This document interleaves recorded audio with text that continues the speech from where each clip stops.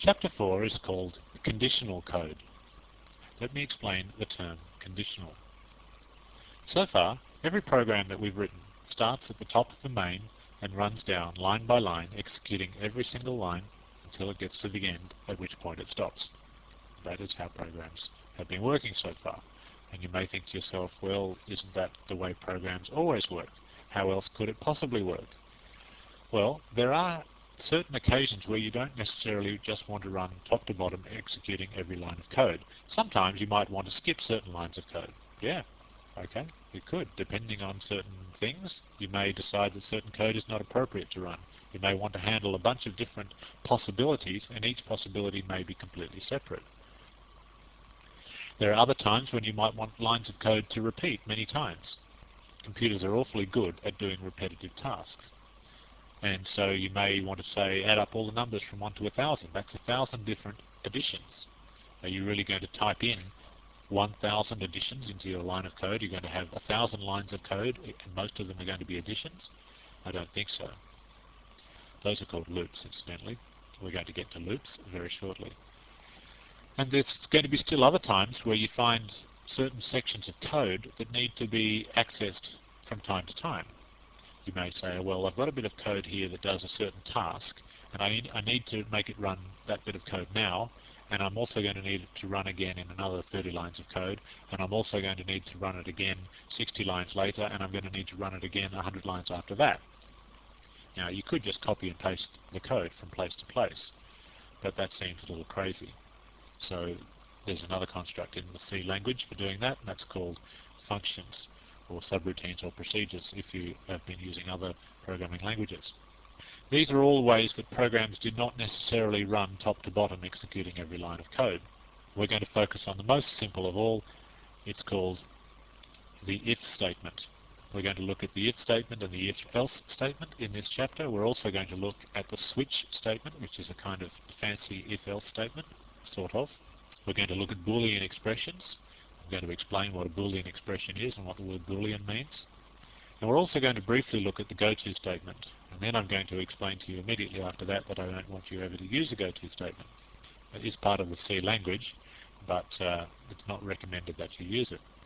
Okay, and that's what this chapter is going to look like. Let's begin with the if statement. The if statement is a very simple piece of program control in C, and in fact in any language. In C, an if statement looks like the following, and I'll just describe what you're seeing on the screen. If a certain condition is met, then perform some code. Okay, that looks fairly straightforward. Now, what's not said there is that if the condition is not met, then you don't perform the code. You only perform the code if the condition is met. Let me give you an example. Let's say you've just read in somebody's name. You might say, well, if the name is longer than 50 characters, then we want to get them to perform some corrective action on that, like maybe put out a message that they've made a mistake, get them to re-enter their name, and then move on. That's a possibility. So how would you do that? How would you read that? You would say something like, if the name length is greater than, say, 50, then perform that corrective action. And if the name, of course, if the name length is not less than 50, then you don't have to perform the corrective action. It's quite simple. Now, I want to focus on that condition. Conditions are quite special. Conditions are expressions that you'll see in a moment that must be true or false. Let's think of the term, the name length is greater than 50 characters. That is a statement that is either true or false. The statement cannot be true and false. It is one or the other. That is very, very important, the concept of true or false. So we will look at that very shortly in more detail. But for now, I want you to understand that if the condition is true, then the code gets executed. And if the condition is false, then the code does not get executed. And that's the rule, and that's all there is to it, really. So let's move on and look at an example of that. Here's a slight variant on our old age program. If you look at the code, you'll see that it's an extremely simple program. Get someone to enter their age, they enter it, and then just print out how old they are. Okay, I don't think there's anything particularly clever about that. So I'd like to introduce an if statement into this program. I'd like to say that, well, let's invent something. If the age is greater than a given magic age, then we'll print out some special messages on the screen. So let's say the magic age is about, well, let's say 40, and if it turns out that the age they entered is older than 40, then we'll tell them that they're very old, and we'll also tell them how many years older than 40 they are. That's what we'll do, but we'll only do that if they're older than the magic age. So let's see how we might do that.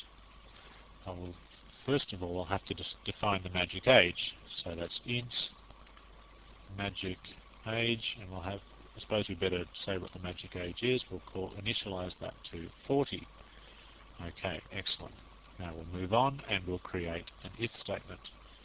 And we'll do that after we've read in the age. We'll say if, and then a certain condition which I'll get to in a moment, and then we create some brackets. Curly brackets at the beginning and the end of main, curly brackets at the beginning and end of if. These brackets here are round brackets. Now you can see that this looks a little bit like a printf. It looks, well, here's the printf, and here's a bracket, and here's another bracket. You think, well, surely if must be some kind of clever function then, just like printf. No, that's not true. Printf is a standard C library function, while if is part of the C language. It's part of the vocabulary of C. It's got nothing to do with this space here. I don't need that space. I could write that like that. It would still be exactly the same. The biggest difference is there's no semicolon on the end. That's the difference between that line and that line.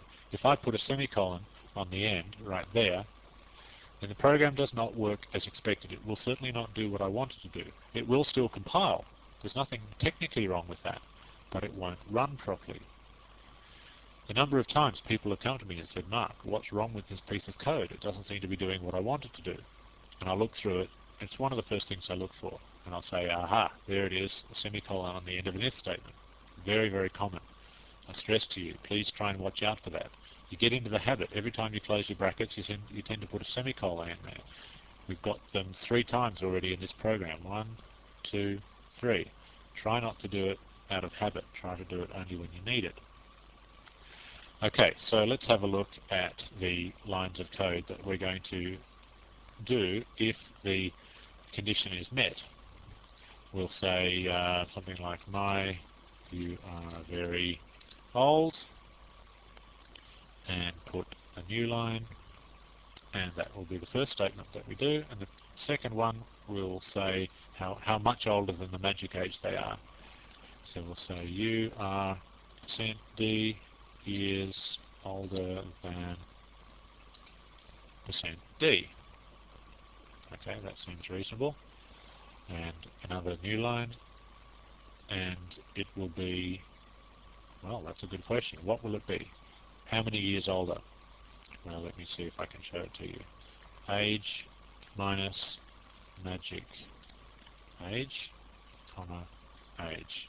No, comma, magic age. We're going to go over the length of the line there, so I'm just going to split it onto the second line. So that's the first %d right there, age minus magic age. So let's say the age they entered was 45.